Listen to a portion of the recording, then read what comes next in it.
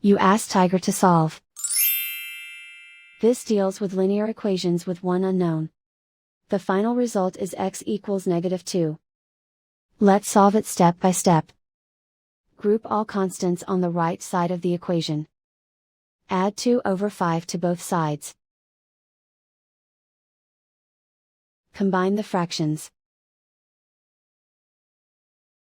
Combine the numerators. Reduce the zero numerator. Simplify the arithmetic. Convert the integer into a fraction. Combine the fractions. Combine the numerators.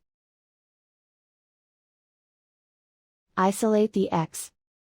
Multiply both sides by inverse fraction 10/3. Group like terms. Multiply the coefficients. Simplify the fraction. Multiply the fractions. Simplify the arithmetic. And so the final result is x equals -2.